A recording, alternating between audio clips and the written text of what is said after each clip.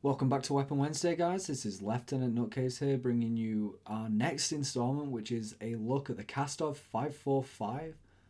And out of the Kastov AR platforms, this so far has been my personal favourite. I mean, the 7.62 excels at holding down sight lanes, and the 74U version is an absolute beast in CQB. But this has the best of both worlds. And this setup basically will leave you able to win a fight at any range because it's got decent handling, its accuracy is insane, and I just love it. Like, it's probably the only gun in this game that I feel really confident with running and gunning, with the exception of maybe the STB 556. So, this is honestly a beastly build. So we're going to get into the build now, and I'll tell you what parts make this such a good and fun gun to use. So here's the build on screen now. So in order to get more bang for our buck in terms of recoil control, we've got the FT-TAC Elite Stock and the F-TAC Castle Compensator, along with a Schlager Tango. These just help to deal with the recoil on this gun, which isn't bad by stock, but I found it hard to keep full auto in mid to long range firefights, so I decided to put these on. Now, to balance that kind of delay in terms of aim down sight, we've got the 342mm Sakinet KL, just a slightly shorter barrel, which just helps to get you on target that bit quicker. And if that aim down sight speed is going to be an issue, the 1MW laser box just allows you to shoot from the hip. And you'll see a few times in this footage me getting a kill with hip fire.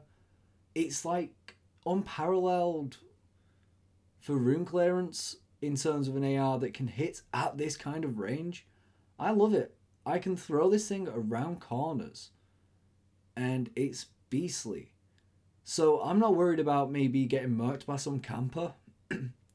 I can run and gun with it, and if I'm not sprinting really, I can usually even deal with a lot of the SMG guys that I'm going to be up against.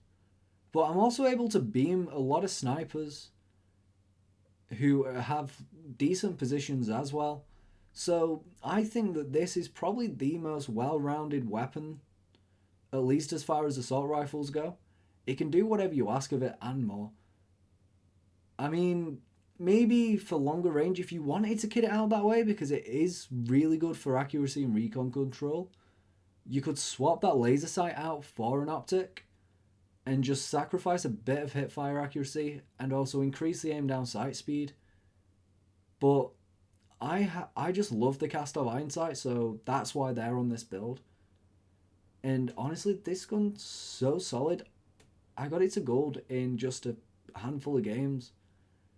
So yeah, guys, please test this out. But we're going to take a look at the build now around it. So we're going to take a look at the rest of the creator class to see how you can squeeze out every last bit of aggression this gun has to offer. So guys, very similar in terms of last week's. So secondary wise is just the side impact. I don't use the side impact all that much, if I'm being honest. Because the ammo capacity for this, along with the fast TTK, means that you're not, unless you're really shooting from the hip, you're not going to be burning through all that much ammo, and you probably won't have to rely on it, but it's a good fallback for these CQB encounters. So definitely my sidearm of choice. Obviously the side impact is just the beta unlock that you get for the X13 auto. We've got the flash grenade because it's absolutely brilliant for ensuring you get the drop on campers, or if you're having to retreat to cover it or maybe catch someone who decides to chase. And while we're on the subject of campers, you see me getting some very dirty, cheap kills with the drill charge, and there's nothing better than like absolutely shitting on a guy who thinks he's going to be getting a 10 kill streak because he's ratting it out in a corner. But man, you might as well call me the exterminator with this class, because those rats ain't getting a foothold. Now, I've still got perk package 1 on as the name. I've not got a name for this. I don't know why I haven't named this perk package yet. But we have Double Time and Scavenger as our base perks.